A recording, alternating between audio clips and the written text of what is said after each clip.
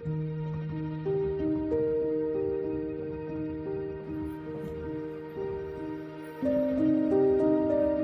36వ కీర్తన 23వ వచనం.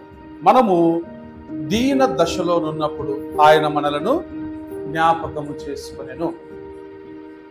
ఎప్పుడట మనల్ని జ్ఞాపకం చేసుకున్నాడట? మనము దీన దశలోనున్నప్పుడు. మన దశ ఎలా ఉందట? దీనముగా ఉంది. మన పరిస్థితి ఎలా ఉందట? దీనముగా ఉందట. మనము దీన దశలో ఉన్నప్పుడు ఎవరు మనల్ని జ్ఞాపకం చేసుకున్నారు అంటే, లోకం మనల్ని ఏమి గుర్తించలేదు, జ్ఞాపకం చేసుకోవట్లేదు కదా. లేకపోతే మనకు ఇది కామన్గా మనకు అంతటా జరుగుతూనే ఉంటుంది. రక్త సంబంధికులు కానీ, బంధువులు కానీ మన దీన దశలో మనకు అండగా ఉంటారా అంటే ఉండదు. ఎందుకంటే ఆ దీన దశను ఎవరు యాక్సెప్ట్ చేయరు.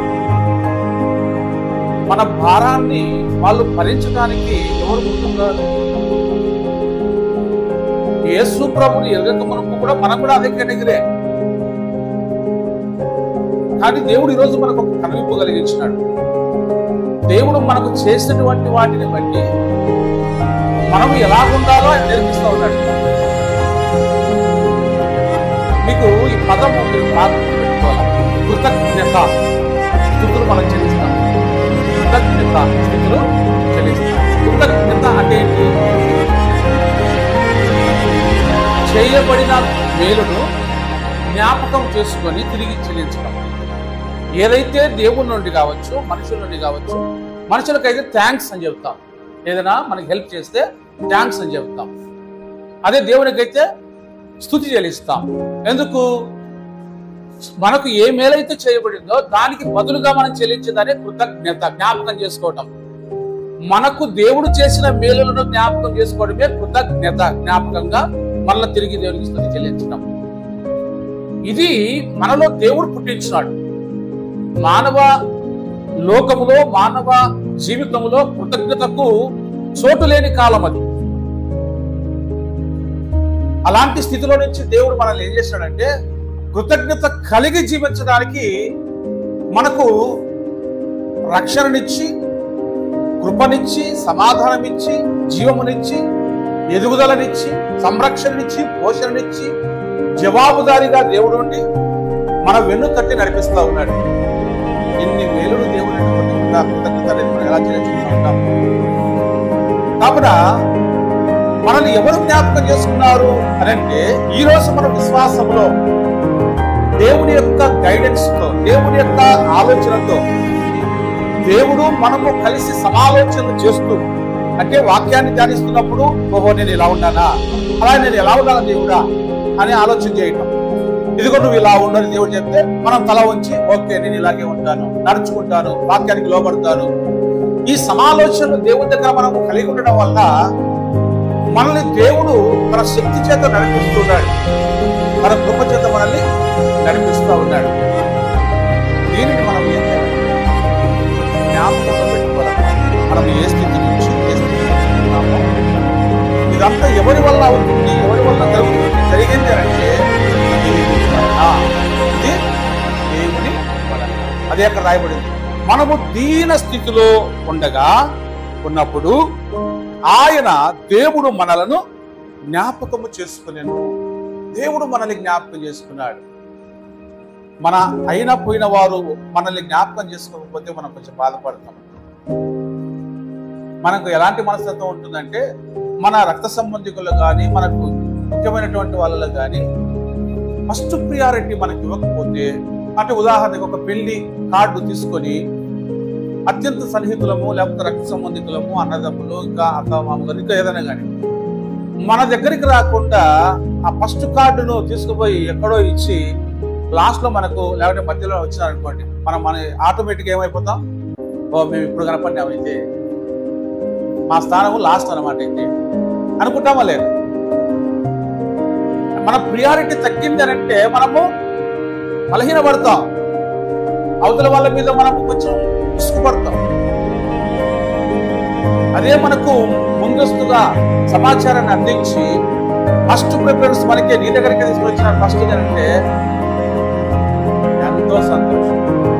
ఇది కొంతమంది కనుక్కొని ఏం చేస్తారంటే నీ దగ్గరికి వచ్చినప్పుడు ఫస్ట్ నీ కాడికి అంటారు, ఇంకా 10 మంది కాడికి పోయి ఫస్ట్ నీ కాడికి యాడికి పోవాలంటారు. సేవకులు కూడా చెప్తారు ఫస్ట్ నీ కాడికి తెచ్చినాను, అందరూ ఆల్రెడీ పంచింటారు, రకరకాలుగా అంటారు. ఎందుకంటే మానవుని యొక్క మనస్తత్వాన్ని గుర్తించి ఎక్కడ ఫీల్ అవుతారో అని చెప్పి అబ్జర్వేషన్ చేసి లేదు లేదు ఫస్ట్ నీ కాడికి అది పోతా వచ్చండి కనపడి తెచ్చిన అది ఇచ్చినట్టు కాదు అంటారు. నీకే అంటే దానికంత ప్రిఫరెన్స్ ఉన్నాడు.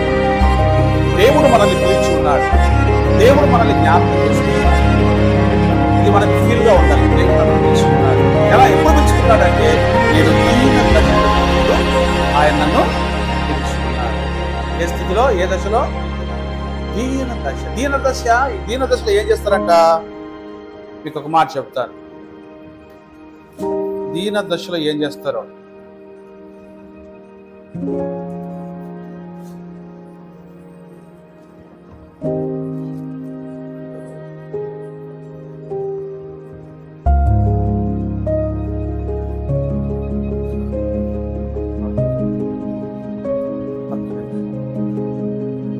యెషయా గ్రంథం 41 చూడండి.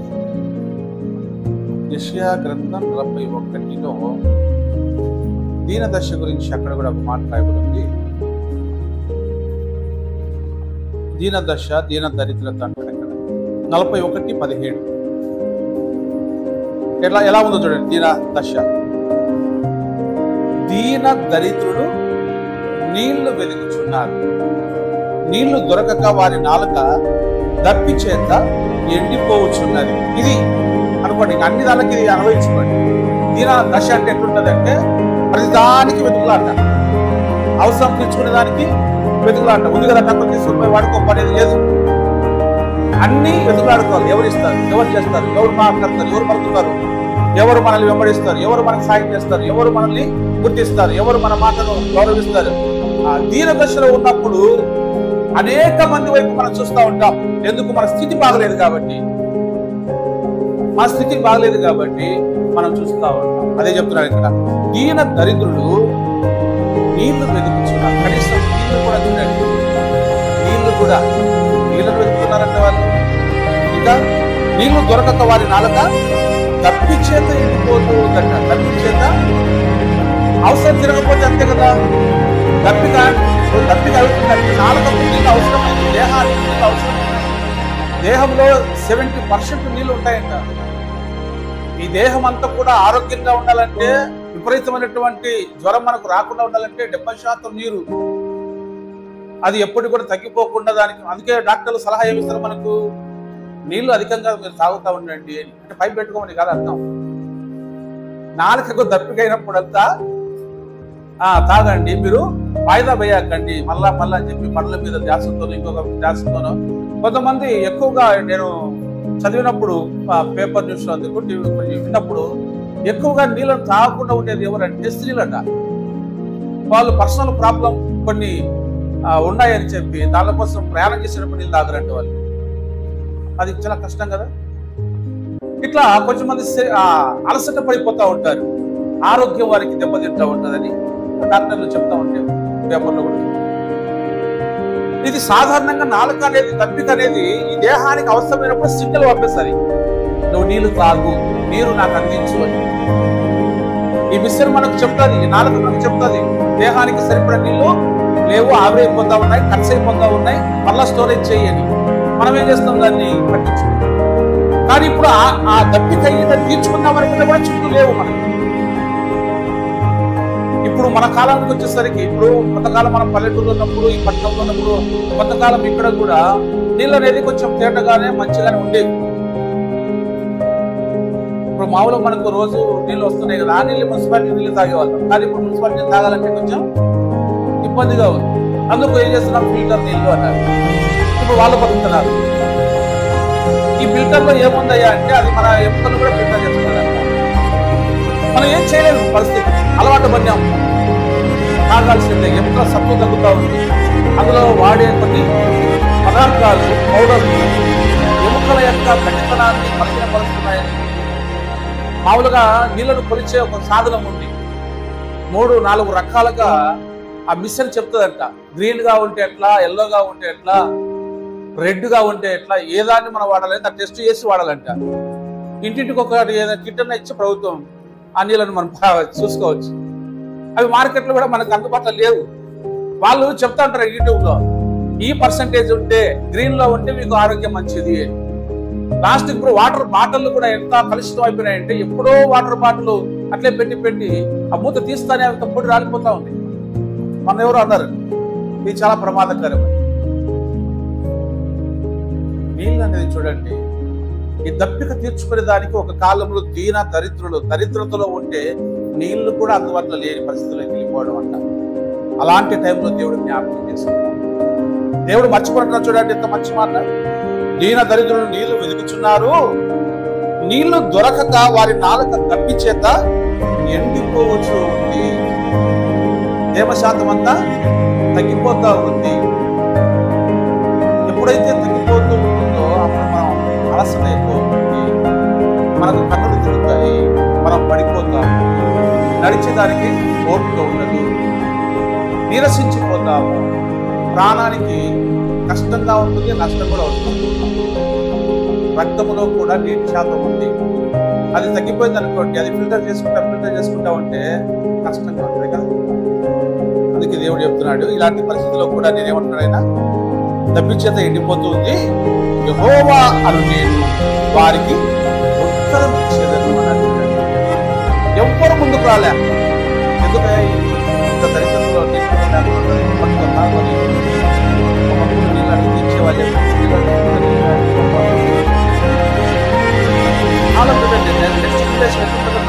అనిపిస్తూ ఉంటుంది. నెక్స్ట్ జనరేషన్ ఇంకా ఏ స్థాయికి వెళ్ళిపోతుందో. ఇప్పుడే నీళ్లను కొంటా ఉన్నాం. వాక్యంలో రాయబడింది, వాళ్ళు నీళ్లను కానీ కట్టెలను కానీ క్రయం ఇచ్చుకున్నారని రాయబడింది.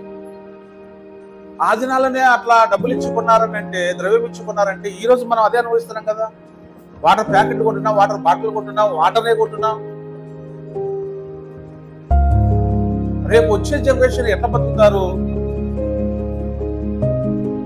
దాన్ని కాస్ట్లీ జీవితం అంటున్నారు. అన్ని కొనుక్కొని తాగేదంతా కాస్ట్లీ జీవితం అంటారు. నీళ్లు ఊరికి సలిండర్లు పెట్టిపోతుంది లేదు. అయితే దేవుడు చూడండి, అన్ని కాలాల్లో దేవుడు మానవులతో ఉండడానికి, మానవులకు సహాయం చేయడానికి ఆయన మానవుల యొక్క జీవితం మీద మనసు పెట్టాడు. మనం అంటాం కదా, మనసు ఉంటే మార్గము.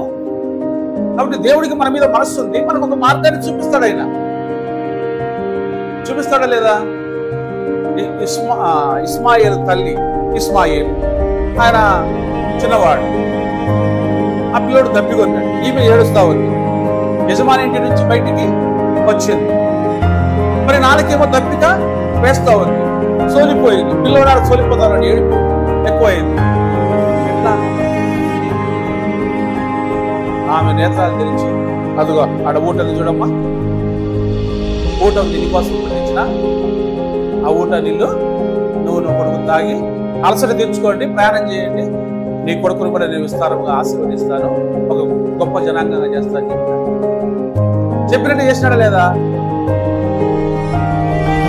ఆ దప్పిక తీర్చాలి. ఎందుకంటే అది ఈ దేహం పోషించబడాలంటే నీళ్ళు చాలా ఆహారం లేకుండా ఉండొచ్చు, కానీ నీళ్ళు లేకుండా ఉండడం అనేది కష్టం. కాబట్టి దేవుడు ఏమంటాడు, నేను ఆ సమయాన్ని, ఆ పరిస్థితిని గమనించి నేను వారికి సహాయం చేస్తాను, నేను వారి మొరకు చెవి ఎక్కుతాను, నేను వారికి ఉత్తరం ఇస్తాను అంటున్నాడు. ఇది కదా దేవుడు అంటే. యెహోవాను నేను వారికి ఉత్తరం ఇచ్చేదను, ఇశ్రాయేలు దేవుడనైనా నేను వారిని విడనాడను. ఏ స్థితిలోనైనా నువ్వు దీన దరిద్రతలో ఉన్నావా, నీళ్లు లేకున్నావా, జీవాన్ని కోల్పోతున్నావా, బ్రతుకులు కోల్పోతున్నావా, బలహీన పడుతున్నావా, నేనున్నానంటున్నాడు ఆయన. నేను నిన్ను విడనాడను. నీ దగ్గర సొమ్ము లేదని, ఆస్తి లేదని, ఐశ్వర్యం లేదని, మరొకటి లేదని నీ చుట్టూ ఉన్న వారు ఎవరైనా నిన్ను దూరపెట్టచ్చు. ఎవరో మరి ఈ రోజు పేపరో ఎప్పుడు మరి గుర్తురాడన్నా, కుమారునికి కాళ్ళు చేతులు పనిచేయడం లేదంట, బాగలేదండి మంచం, అది మంచం కాదు, వీల్ చైర్కు పరిమితమయ్యాడు. ఈ తండ్రికి పోషించడం కష్టమైపోయి నువ్వు ఎట్టన్న పోయి సావరా అని చెప్పి వదిలిపెట్టాడు. ఎవరు? తండ్రి. ఎవరిని? కుమారుడు. ఎందుకు? ఆరోగ్యం బాగలేదు, వాడు పని చేయలేకపోతున్నాడు, వీల్ చైర్కి పరిమితమైనాడు అని చెప్పి వానికి సపరిచర్య నేను చేయలేను అని చెప్పి ఓపిక నశించిపోయి ఏం చేసినాడు? ఓపిక నశించిపోయి వదిలేసినాడు. నువ్వు ఇంట్లో నుంచి పోయి బయటికి పెట్టేసినాడంట. మొత్తం చూసినాడు. ఏ కాలం? అట్లనే పిల్లలు కూడా వృద్ధాప్యం ఉన్న తల్లిదండ్రులు. మన జమ్మవాడు ఆర్డీఓ గారి దగ్గరికి మన ఒక కంప్లైంట్ వచ్చింది 3 రోజుల కిందట. ప్రొద్దుటూరులో ప్రాంతం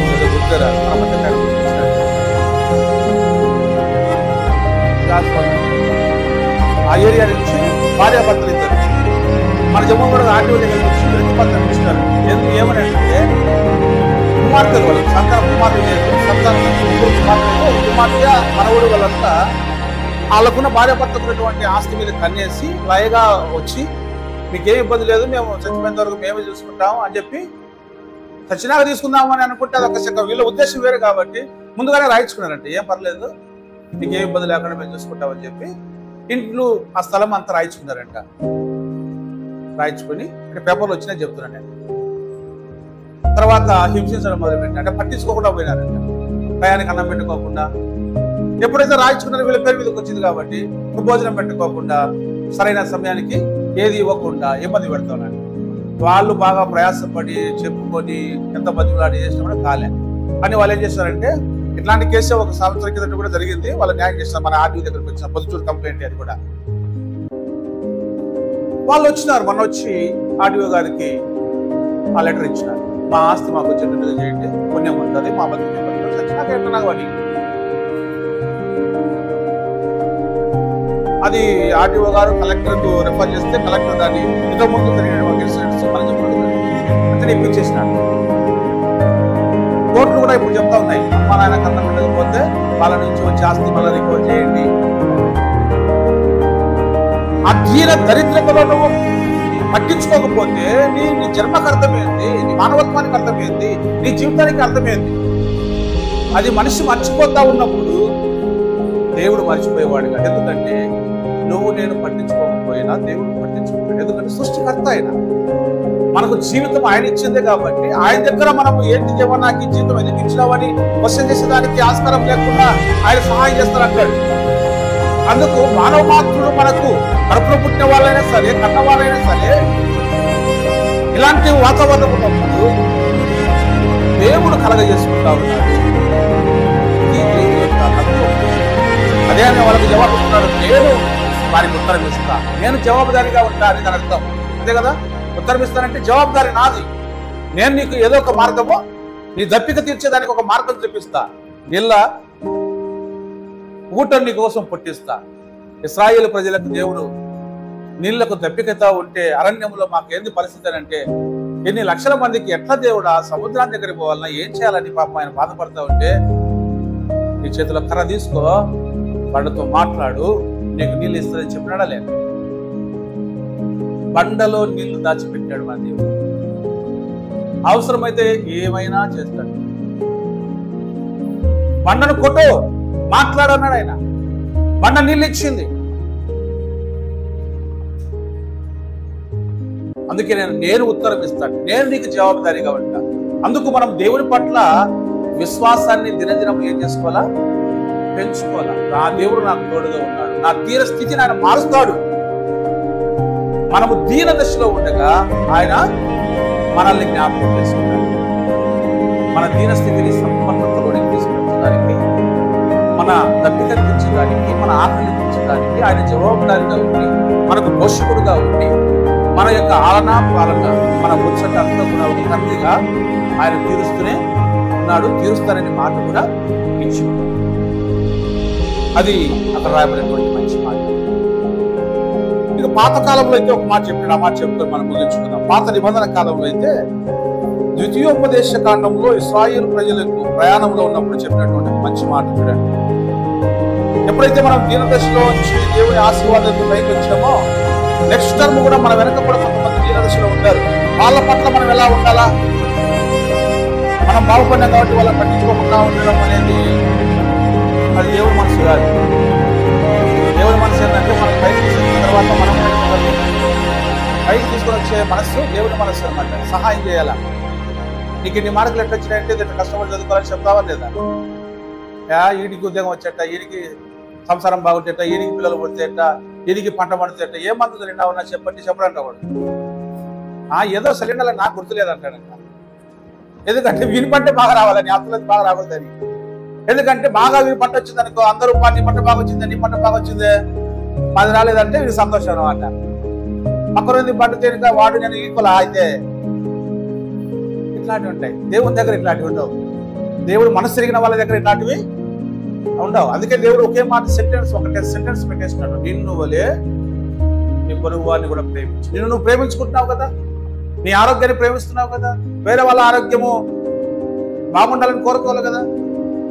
నీ ఆరోగ్యం బాగున్నప్పుడు మనం ఎందుకు ప్రార్థన చేస్తున్నాం? దేవా, అనారోగ్యంతో ఉన్న వాళ్ళను బాగు చేయలేదు, మనం బాగున్నాం కాబట్టి వాళ్ళు బాగున్నారని కోరుకుంటా ఉన్నాం. అదే దైవ మనసు అంటే.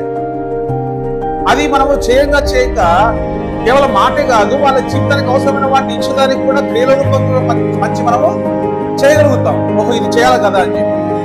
వీళ్ళు తాగుకో అంటే అన్నిసార్లు కుదరదు కదా, తీసుకొచ్చి క్లాస్ ఇస్తే తప్పి తిరుగుతుంది. అర్థమైంది? దేవుడు చెప్పిన కార్యాలని. అందుకు పాత నిబంధన గ్రంథంలో, ద్వితీయోపదేశ కాండంలో వాళ్ళ ప్రయాణంలో మోసే ఏం చెప్తున్నారు చూడండి సంఘానికి. 24వ అధ్యాయము 14వ వచనంలో చూడండి. నీ సహోదరులలోనేమి, నీ దేశమందలి, నీ గ్రామంలోనున్న పరదేశులలోనేమి దీన దరిద్రుడైన కూలివారిని బాధింపకూడదు అని చూడండి. ఎట్లాంటి చట్టం పెట్టాడు చూడండి, ఎట్లాంటి నీతి పెట్టాడు చూడండి, ఎట్లాంటి అవగాహన ప్రజలకు ఇస్తున్నాడు చూడండి. మిమ్మల్ని కణానికి తీసుకెళ్ళిపోతా ఉన్నాను, మీరు ఆ దేశంలో స్థిరపడతారు, మీతో పాటు పరదేశంలో కూడా వచ్చిపోతా ఉంటారు కదా, పరాయ దేశం నుంచి వస్తూ ఉంటారు, మీ దగ్గర ఉంటారు, కొంతకాలం వెళ్ళిపోతూ ఉంటారు, పనుల కోసం వస్తూ ఉంటారు. వాళ్ళు మీ మధ్య ఉన్నప్పుడు వాళ్ళకు ఎలాంటి వెసులుబాటు మీరు కల్పించాలా, వాళ్ళ పట్ల మీ మనసు ఎలా ఉండాలా, మీ వైఖరి ఎలా ఉండాలా, మీ మాట తీరు ఎలా ఉండాలా, మీ చేయి చాపడం ఎలా ఉండాలా. మీరు నా పిల్లలు కాబట్టి, నేను ప్రతిష్ఠించి మీకు ఈ దేశాన్ని ఇచ్చాను కాబట్టి, నేను ప్రతిష్ఠించి మీ యొక్క స్థితిని నేను గుర్తించి, మీరు దీనదశలో ఉంటే మిమ్మల్ని పైకి తీసుకొని వచ్చాను కాబట్టి, పైకి వచ్చిన మీరు నెక్స్ట్ కింద ఉన్న వారికి, దీనదశలో ఉన్న వారికి మీరు ఎలాంటి మనస్సుతో పని చేయాలా, మీరు సహకరించాలా అంటే ఇదో ఇలా ఉండాలని చెప్తున్నారు. ఎంత మంచి మాట. నీ దేశం, నీ గ్రామం ఎవరైనా కాదు, పరదేశులు, దీన దరిద్రుడైన వాడు, కూలి పని చేసేవాడు, ఇలాంటి వాళ్ళని మీరు బాధించకూడదు. వాళ్ళకు వాళ్ళు బాధపడేటట్టుగా చేయాలి. ఎట్లా చెప్తున్నాడు అది కూడా, ఏనాటి కూలి ఆనాటికే ఇవ్వాలా. ఈ పొద్దు పని చేయించుకొని ఒక నెలకి ఇచ్చాలంటే వాడు ఏం తినాలా?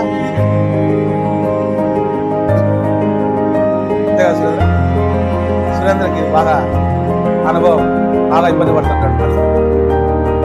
మరి ఒక ఆయన నేను నా ముందర కూడా సరే ఖచ్చితంగా నీకు అన్నాడు అంటాడు, ఖచ్చితంగా అన్నం ముందరే చెప్తాను అంటాడు. అన్నం ముందర చెప్పినాడు, కోట ముందర కూడా చెప్పినాడు. ఇప్పటికీ ఇలా పని చేసిన వారి కూలి ఇవ్వకుండా బాధించకూడదు. నీకు పని చేసినాడా, నీ పొలంలో పని చేసినాడా, నీ ఇంట్లో పని చేసినాడా, ఆ కష్టము వాడు ప్రయాసపడ్డాడు, వాడు ఆకలితో ఉన్నాడు, దత్తితో ఉన్నాడు, అవసరంతో ఉన్నాడు, వాడి కూలి వాడు చేశాడు. ఎంత న్యాయం! ఎందుకంటే నేను నిన్ను దినస్థితిలోకి పైకి తీసుకొచ్చాను. నీ చేతిని ఆశీర్వదించిన కదా, నీ పంటను ఆశీర్వదించిన కదా, నీ పిల్లలను ఆశీర్వదించిన కదా, నీ గొర్రెలను ఆశీర్వదించిన కదా, నీ గొర్రెల మందను ఆశీర్వదించిన కదా. ఈ ఆశీర్వాదము నేను నీకు ఇచ్చిన కదా, నిన్ను తలగా పెట్టినా కదా. తలగా పెట్టినాక నువ్వు ఎట్లుండాలా? అట్లనే ఉండాలి, గౌరవంగానే ఉండాలి. నేను నిన్ను దీనదశలో జ్ఞాపకం చేసుకున్నా, అది నువ్వు జ్ఞాపకం చేసుకుంటున్నాడు ఆయన. చూడండి, ఇలా చదువుకుంటూ వెళ్తే చూడండి అంటాడు, ఏనాటి కూలి ఆనాడు ఇవ్వాలి. సూర్యుడు అస్తమించక మునుపు వానికి ఇయ్యాలా? వాడి తాగుతాలే, వాడు ఖర్చు పెట్టుకుంటారులే. కొంతమంది రైతులు అంటారు, వాడికి ఎందుకు లేపా మరి రెండు ఇచ్చాములే, వాడు పోగొట్టుకుంటాడు, వీడు ఇచ్చే ఉద్దేశం లేదు. వాడి కష్టం అని తాగుతాడా, వాడి భార్య పిల్లలు, నువ్వేం పిల్లలకు తీసుకుపోయి అయితే అట్లేరు కథలు చెప్తా ఉంటారు అన్నమాట. సూర్యుడు అస్తమించేసరికి గట్టగొట్టేట్టుగా వాడి కూలి వాడి చేతిలో పెట్టి అంటున్నాడు దేవుడు. వాడి రుణం నువ్వు ఉంచుకోకూడదు. వాడు బీదవాడు కనుక దాని మీదనే, కష్టం మీదనే వాడు ఆశ పెట్టుకుంటాడు. అధిక ఆదాయం కోసం కాదు, వాడు కష్టపడేదయ్యా నా చేతికి నాకు ఇయ్యాడు, నా కష్టం పగలంతా ఎండ నోడ్చుకున్నాను కదా, బాధ నోడ్చుకున్నాను కదా, ఎండ దెబ్బ తిన్నాను కదా, నా పిడికిని బిగించినాను కదా, నా చేతులు పనిచేసినాయి కదా, నా చెమట చెల్లించినాను కదా, నా రక్తం మరిగింది కదా, ఖర్చు అయింది కదా, అతని ప్రాణం సమస్యలేదు కదా, దాని విలువయ్యా నువ్వు ఇచ్చే కూలి. ఆ పనికి జీతం ఇస్తున్నావు, అది కూడా వాయిదాలు వేసి నువ్వు అరగించుకోలేవులే, నువ్వు తినలేవులే, నువ్వు ఉండలే అటలే అని చెప్పి కథలు చెప్పి అన్యాయంగా సొమ్మును దాచిపెట్టుకుంటే దేవుడు నేను విధవరాళ్ళ పక్షాన ఉన్నాను, తండ్రి లేని పిల్లల పక్షాన ఉన్నాను, నీతిమంతుల పక్షాన ఉన్నాను. చూడండి, ఆయన పక్షం గర్విస్తులను ఆయన ఎదురిస్తాడు కదా, అహంకారులను ఆయన ఎదురిస్తాడు. దోషులను ఆయన ఎప్పుడు నిర్దోషి అనడంట, దోషిని దోషి. కాబట్టి దేవుని వైపు నుంచి మనం ఆలోచన చేస్తే అద్భుతమైనటువంటి సందేశం దేవుడు ఇచ్చినాడు. మానవ జీవన విధానం అంతా కూడా ఒక గొప్పగా తీసుకురావాలని దేవుడు ప్లాన్ చేసి చెప్తా వచ్చినాడు. కానీ మనిషి అర్థం చేసుకొని దాన్ని ఫాలో కావడంలే. అర్థం చేసుకున్న వాళ్ళ ఆశీర్వాదకరంగా ఎదుగుతా ఉన్నారు.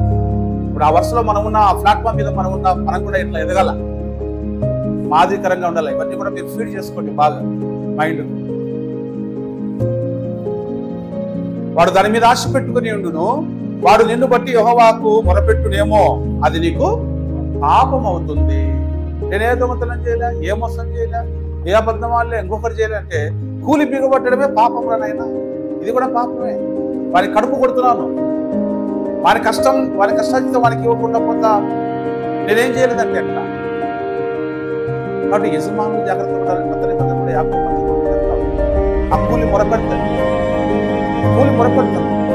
ఇవ్వకుండా మనం పెట్టుకుంటే ఆ డబ్బు అంటదంటే నేను వాళ్ళకి చెందాల్సిన దాన్ని నన్ను దాచిపెట్టాడు. ఇది కథ చూడండి. కాబట్టి ఎదిగే వయసులో, ఎదిగే జీవితంలో, విశ్వాస జీవితంలో మనకి ఇవన్నీ కూడా చాలా అవసరం. ఇది 10 మందికి ప్రపంచానికి కూడా అవసరం. అందుకే దేవుడు ఇవన్నీ కూడా రాసి ఉంచాడు. కాబట్టి మనం ఏ స్థితిలో ఉన్నప్పుడు జ్ఞాపకం చేసుకున్నాడు, మనము దీన దశలో ఉన్నప్పుడు జ్ఞాపకం. అందుకే యేసుప్రభువు వారు కూడా చూడండి, ఆయన కూడా దీనుడై భూమి మీదకి వచ్చినాడు. మన దీన దశను అర్థం చేసుకొని ఆయన కూడా దీనుడుగా వచ్చి మన దీన దశను తీసేసి సంపూర్ణంగా మనం చేయడానికి వచ్చాడు. నేను దీనుడను, సాత్వికుడను, మీరు నా యొక్క నేర్చుకుని అమ్మ చదువుకున్నామా.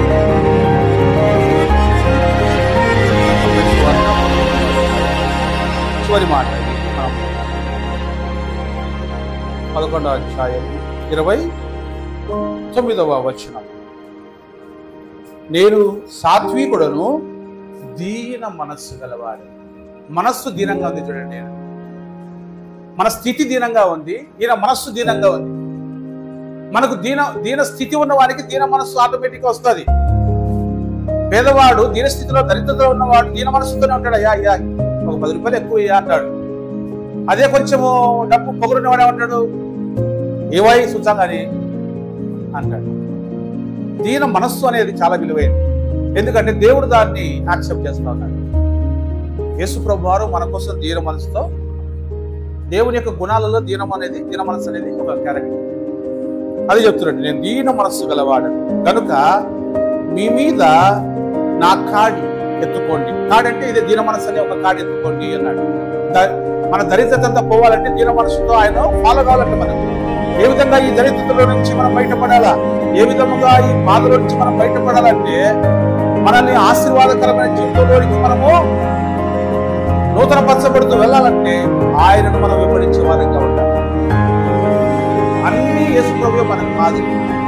చెప్తున్నాడు, నా కాడి మీ మీద ఎత్తుకోండి, నా మాటలు మీ హృదయంలో పెట్టుకోండి. నేర్చుకోండి. అప్పుడు మీ ప్రాణములకు విశ్రాంతి దొరుకుతుంది. ఏలైనగా నా కాటి సులువుగాను నా భారము తేలికగాను ఉన్నాయని చెప్పి వచ్చాడు. కాబట్టి ఇంకా చాలా సంగతులు ఉన్నాయి, మనం అర్థం చేసుకుంటూ మన జీవితాన్ని దీన మనసులో ఉన్నాం. ఎందుకంటే మనం దీన స్థితిలో ఉన్నప్పుడు మనకు రక్షణ ఇచ్చినాడు, పాపక్షమాపణ ఇచ్చినాడు, పరిశుద్ధత ఇచ్చినాడు. ఎంత ఆశ్చర్యం తెలుసా, భూమి మీద పరిశుద్ధతకు విలువ ఏదైనా ఉందా? పాప క్షమాపణకు విలువ ఏదైనా ఉందా? పాప క్షమాపణ గొప్పవాడు ఎవరు లేడు. భక్తుడు అంటాడు, భూమి మీద ఉన్నటువంటి భక్తులే శ్రేష్ఠులు, కేవలం వారు నాకు ఇష్టం. ఎందుకంటే వాళ్ళు నిర్దోషమైన జీవితానికి అలవాటు పడిన వాళ్ళు, పాపములు క్షమించబడిన వాళ్ళు. అంటే వాళ్ళలో పాపం అనే దానికి చోటు లేకుండా దేవుడు చేసినాడని, పాపం నుండి ప్రత్యేకపరిచినాడు. ఈ జీవితము దేవుడు మనకి ఇచ్చినాడు. ఇది మనము గొప్పవాళ్ళము అని వల్ల గొప్పవారినిగా చేయడానికి ఇచ్చినాడు, గొప్ప మనసుతో బతకాలని ఇచ్చినాడు, గొప్ప జీవితము అవలంబించమని ఇచ్చినాడు, గొప్పగా మీరు దేవుని మహిమపరచమని ఇచ్చినాడు. అందుకు ఇదంతా మన మనసులో పెట్టుకొని, నిజమే కదా, దీనదశలో ఉన్నాం, ఇప్పుడు మన స్థితి పెరుగుతూ వచ్చింది, మంచి ఔన్నత్యం దేవుడు మనకు ఇస్తా వచ్చినాడు, మంచి భావాలు మనకి ఇస్తా ఉన్నాడు, ప్రేమించే మనసు ఇచ్చినాడు, ప్రార్థించే మనసు ఇచ్చినాడు, సహకరించే మనసు ఇచ్చినాడు, మేలు చేసే మనసు ఇచ్చినాడు. ఇవి ఉన్నతమైన గుణాలు. ఇవన్నీ కూడా పేదరికంలో కావచ్చు. ఒక పేదామె ఏం చేసింది, దేవుడికి అందరూ కలిగిన వాటిలో ఇస్తూ ఉంటే ఆమెకున్న రెండూ ఇచ్చిందంట, నాణ్యాలు. ఆమె గుణం గొప్పది, తనకున్న జీవనం అంతా వేసింది అంటాడు. అంటే టోటల్ ఆమె ఇంటికి పోతే ఎట్లా అని అనుకోలే, దేవుడు ఉన్నాడు, నేను దేవుడి దగ్గర ఉన్నా, నేను దేవుడికి ఇస్తున్నా, దేవుడు నాకు ఆడ బేరాలు లేవు, ఎక్కువ తక్కువ లేవు, సర్దుకోవడాలు లేవు. అదే పూర్ణంగా ఇవ్వడం. అప్పుడు ఆయనకు నేను మహిమ చెల్లించాలా, నా జీవితం ఆయన. మనం దీనదశలో ఉన్నాం, దేవుడు మనల్ని జ్ఞాపకం చేసుకున్నాడు. ఆయన కృప నిరంతరము ఉండు. ఆయన కృప దీనదశలో ఉన్నప్పుడే కృప ఉంటే అన్ని కాలాల్లో నీకు కృప తోడుగా ఉంటాయి. అది మనం గుర్తుపెట్టుకునే వాక్యం చెప్తారు. అందుకే యేసుప్రభువు వారు దీనుడిగా మన మధ్య కూర్చుంటారు. మనం కూడా ఆయన కలిగి ఉంటాం, ఆ దీన మనసు కలిగి ఉంటాం, పరిచర్య కలిగి ఉంటాం, ప్రార్థన కలిగి ఉంటాం, విశ్వాసం కలిగి ఉంటాం, అనేక మాదిరిగా జీవించాం. మోకరించుదాం, ప్రార్థన చేద్దాం.